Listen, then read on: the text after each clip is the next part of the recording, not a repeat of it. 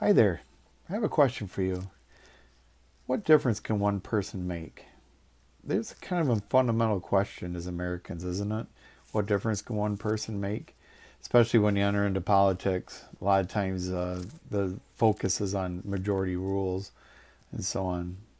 But what about the power of the minority, especially as you look at a party like Constitution Party or Taxpayer Party in Michigan?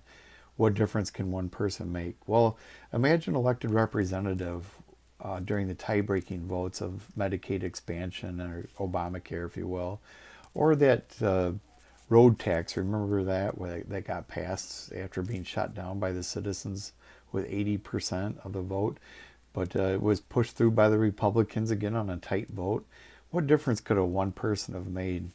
What difference could that person have made reporting on what was happening behind the doors that people couldn't see was happening? Now, granted, that person probably wouldn't have been included with a lot of the conversations, but I guarantee they would see a lot more than what we saw.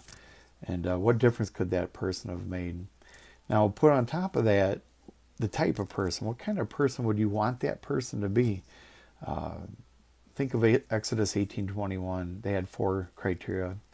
The first criteria was that the person would be able-bodied, so they'd have the wits about them, they'd have the ability in general to be a person that would serve in office.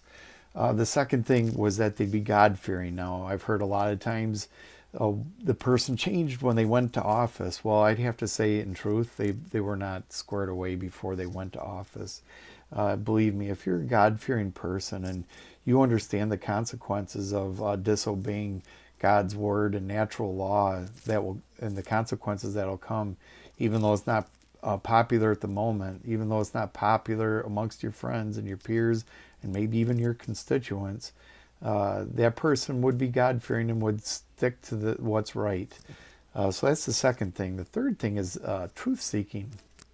A person that would seek facts, not emotion.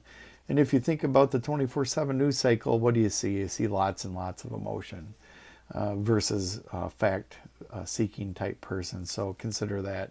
The third criteria is that they would hate immoral gain. So when the lobbyists come and they seek to buy that person, they would rely on some of those other traits such as God fearing, and they just wouldn't entertain those thoughts. So think about what that looks like to be that person and to elect that person.